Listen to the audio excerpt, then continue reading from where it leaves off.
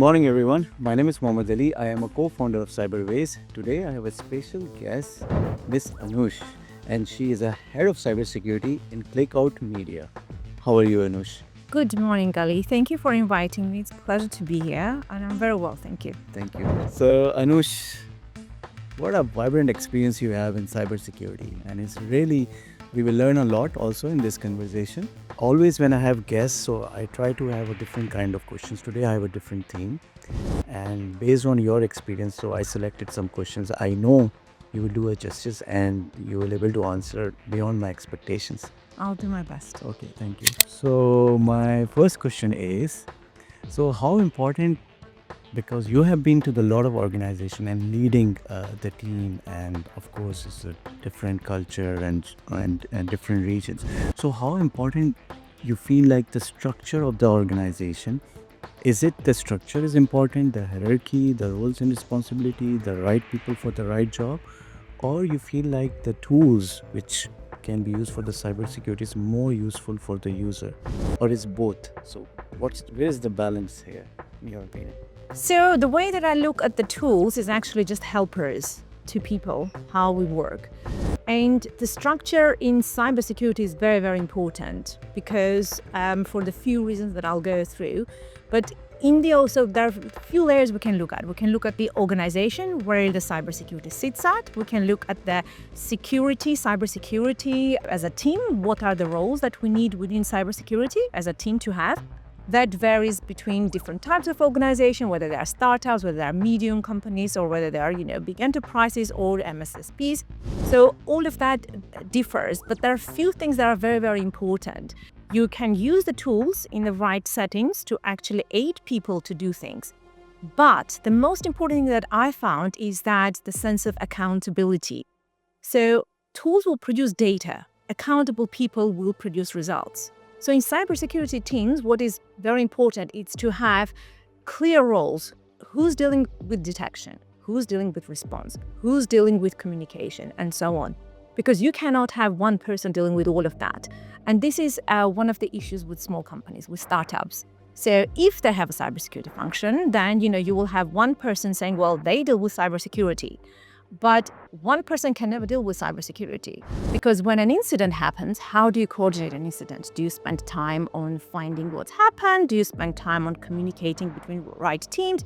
And when you don't have a right structure, then incident response becomes very difficult because you have, headless chickens running around. Everybody's trying to do whatever they think, and you have duplication of work, and you have then, ineffective communication. And most incident response fail not because of, technology, because they couldn't detect or anything. It's because there was lack of communication, lack of actually organizational structure. And when you mention about incident response, so if any experience you will share, of course, leading the organizations, and you have been in the shoes of those teams, and as you clearly mentioned about that, the small and medium organization, and any experience you would share that when the crisis happened and the structure of the organization, and you experienced that was more important than the tools. So anything you will share in the practical experience? Yeah, so I can share a couple of things. Actually, I can compare different incidents depending on the organizational levels and where cybersecurity sits within organization. So when we talk about a startup, as I mentioned, one person, and if we're talking about tech startups, for example, you will have people who are quite technologically savvy. They know what cybersecurity is. They wouldn't know how to write an incident playbook, for example, but they have a clear idea. If you clicked on a link and something happened, then you need an A/B to contain it. So if you're dealing with, let's say, CEO who knows technology, you're dealing with CTO who deals with IT infrastructure, and you're dealing with other management layers, and they have an idea of what security is, what you find is that even though you will carry a cybersecurity hat, everyone is doing whatever they think they need to be doing. Because of the startup nature, there is no playbook that's written and rehearsed, which you can say actually in big organizations, because it is a function, right? Incident response becomes a function because there's a lot at stake. It's not only losing money, it's losing reputation. So more regulated they are, more of those infrastructures are mature within organization. if you are moving, so that's an interesting caveat actually comes in terms of how regulated those companies are. So if we're looking at the financial sector, heavy regulated, they cannot not have certain things because they will not have their license to operate. Then you can move all the way to companies that don't require real regulation. They can be, GDPR will be nice to have until you have the next breach. No one knows whether you have it or not. So in those companies, you really don't have the drive to mature cybersecurity, which means the functions within cybersecurity, which means when you have incident, what happens? And because there is no drive, you're not going to rehearse any, crisis management. You're not going to rehearse any business continuity. You're not going to have anything in place until something really big happens, but then that will grow. That's the organic growth in kind of startups, in non-regulated organizations. In big organizations, everything is streamlined, right? So nowadays we know that managed cybersecurity services is quite prominent, and what organizations do most of the time they outsource SOC specifically, especially in this region, but also the MSSPs. So what happens is that you will have a very strong rehearsed role-based process. In those cases, it's easier to deal with that because you have one person who only deals with communication. You have one person who just gives you facts. You have one person who makes decisions. And in small organization, everyone is making a decision. Everyone is firing at the entire organization what to do. And you're like, hang on, stop, hands off.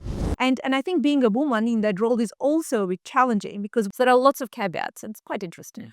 So if I conclude that, the last point you mentioned, so it's very important to have, of course, the segregation of duties, etc. And the tool, no matter whatever tool you will deploy, you need to have a proper structure and the Yep. roles and responsibility, and the people who are accountable for the right job, and they will take their job responsibilities, and that will help the response time whether any incident Yeah. happen in this work.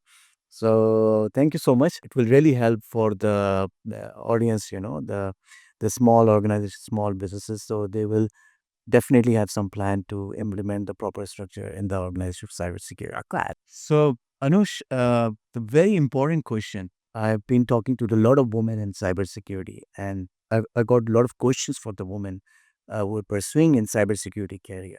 And someone like you have here and sharing your journey about what challenges you face as a woman in cybersecurity in your career, and just mention about challenges. Then we will go about take some inspiration from you and the young generation, what footstep they will follow, and you will give some tips how they can get successful in this career. So tell me about your journey and the challenges you face as a woman, Yep. of course, and having, of course, reaching to the head of cybersecurity and dealing and taking those decisions. Of course, there are a lot of men's and they were a lot of powerful men, tech savvy kind of environment. So Yeah, very interesting topic. A lot we can talk about. I think for me, my background really positioned me in a way that I was blind to quite a lot of issues within cybersecurity for women. I was like a complete tomboy when I was growing up. So I was always playing with boys, breaking things, making things, fighting, and all of that.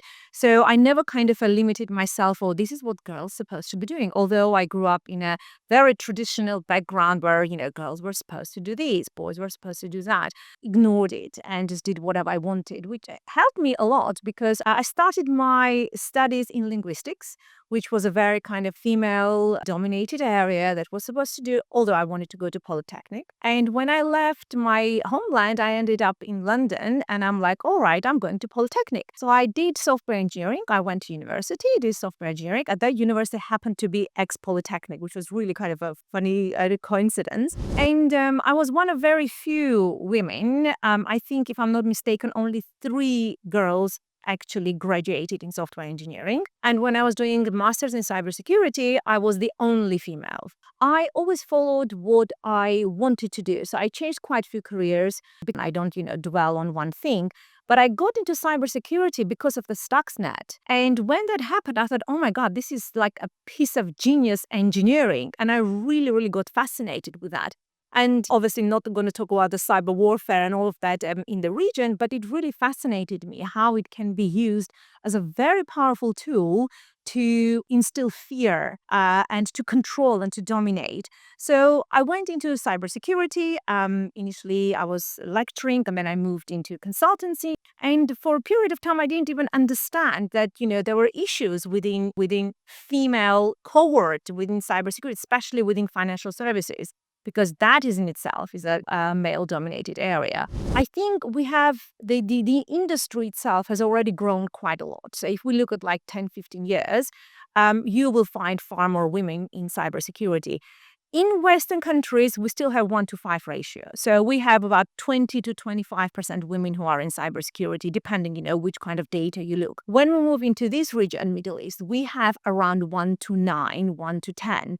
But we don't have enough research in the area because in the region, because we have a lot of kind of, Gartner research. They look at certain kind of a matrix. We don't have that research discipline here very well established. But we know that in a region, about 1-to-9, 10 women only going cybersecurity.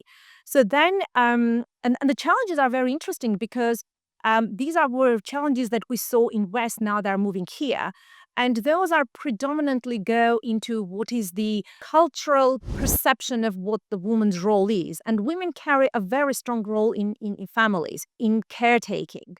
So when you talk about cybersecurity and when we talk about the leadership, then you are expected to be there 24/7. When an incident happens, you need to be there, middle of the night, doesn't matter, right? And that perception is that how are we going to bring in a woman here? They have children, they have this, they have that, and all of that. So men actually decide whether that woman can commit or not without allowing woman to decide whether she can leave her children or not, for example. But that is a unconscious decision. So Western countries have already moved a bit from that because the culture has changed, the caretaking has changed. You have more fathers who are more hands-on with children. That is not the case in the region yet. It's evolving. Maybe it will get there, maybe it not, depending on the cultural constraints. But culture is very, very important. And then when you go to conflict resolution, so traditionally, the resolution always lies with men. So it's very gender specific. So when there's a crisis, they run to men because men are looking to management. All you need to do is look at your political structure, right? Any country, look at the political structure. How many women do you have as decision makers?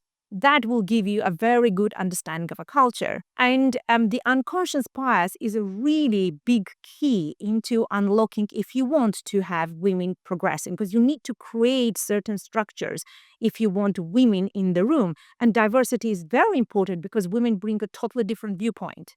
And women are quite good in certain things that men aren't that good. So there's that mix. Have you been in the kind of situation where, as you mentioned, of course, it's male dominated and culture impact.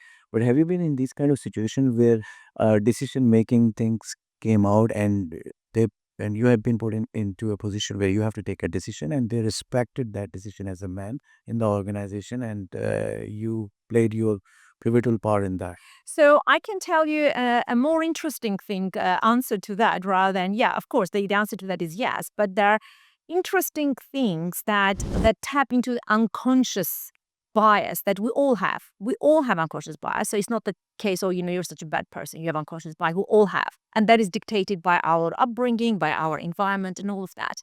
What I find fascinating until now is that when you provide a solution as a woman to a problem that exists, and then you need to get that solution approved by men, you will find out that you will go round and round and round that decision that is challenged. It's challenged until you say, no, this is how it's going to be. And then you have this point that the man who will agree with that says, all right, so we'll go with the decision that this person gave, the solution that this person gave.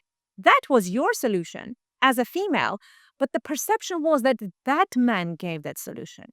So, and it's not done on purpose. I don't believe that that person sat and said, you know what, I'm now going to make sure that Anush feels little and this and that. No, it was the perception that the solution came from a man. That is a challenge because when you operate on unconscious level, you can't even address that. But if you understand that, then you can solve that. Yes, and that's a very valid point. And I think you touch as a different perspective. It's not something. Basically, it happened. It's not something deliberately. It's a cultural thing, and things are, especially in this region, also evolving. And the women, see a lot of women coming in the cybersecurity, and I hope they will be in the different positions to serve the country. But coming back of your different opinion and your experience and what you mentioned. what message you will give? Because there are a lot of women and there are a lot of students, because I'm the part of the some advisory board at the universities. They came to me pursuing the career of cybersecurity. So of course, your motivation. So any advice, any techniques, or as per your experience for their career path and a counseling. Of course, there's a shortage skill set in cybersecurity, and we need a woman also to step in and bridging that gap. So any advice for the career? Will probably sound cliche, but nevertheless, never allow anybody to stop you from saying no. If something comes to your mind, pursue it, because you will never regret pursuing something that didn't work, but you will always regret not pursuing it because you don't know where it will end. So for women, what I would say, if you like solving problems, if you want to get into amidst a very interesting, we live in a very interesting space right now with all this digital transformation. Everything is digital. The younger generation, they are far better with technology than I am, because they are just literally natives. The way they use technology, I can't use it. I learned from my children how to use technology. They know much better because it's native to them. And I think they are very well placed in understanding challenges that I might not even be able to understand because they are such native users of it. So when they want to pursue that, just because it's male dominated, should not stop them. They should say, well, I'm going to be the trailblazer. I'm going to go and do that. And they should take, role models. And this is another thing. How do we encourage women into going into these roles? They need to have role models. And with universities, when I was lecturing, what I did, I brought speakers into my lectures, and I will bring role models whatever I wanted. So within my course, I was teaching a module which was called professional practice, and this was a module that was around soft skills on top of the technical subject I was leading. And I would bring 12 different leads from 12 different areas within industry, in different nationalities, different ethnicities, because I had business information system students who were probably 80% men and 20% women, predominantly from Asian, background. And it was very interesting to see their dynamics, how girls will solve problems, men will present the solutions within the teamwork. So I personally did quite a lot of work within these small group works that they were doing to encourage women to speak up, to encourage women to say, hang on, just because the guy said, oh no, but your solution is right. So you need to have that voice that will say, no, this is what I'm doing. And it also comes then from the family, how, your upbringing is, how you're encouraged to do that. But the advice for women is look at the role models. We have LinkedIn. Like LinkedIn is phenomenal. You can connect to really high-flying leaders who made change, who made, difference in cyber world. And you can say, well, I want to be like her. You can reach out to them and they will respond to you. So we are in a better position than we were 15 years ago. Amazing. I think the example what you shared about the simulation exercise where you bring role models and that will really help. And it's a good idea. I think that we can implement in some of the things, because that will break the shackles, and the women, they will feel confident in this kind of simulation and exercise. So I think that shows that you had this experience, and I think a lot of women will take an advantage, and of course they are listening to you, they will contact you, and of course Absolutely. you will help them. Yes. So that's really impressive, and thank you so much for You're welcome. highlighting. I do mentor women and young men, not specifically women, but I really truly believe that as society, our contribution should be in our youth, because they are I spent 12 years in academia. So for me, like, social impact is, educating the society, because education is our future in all areas. Thank you so much. It's a really good perspective, and thank you. Thank you. Welcome.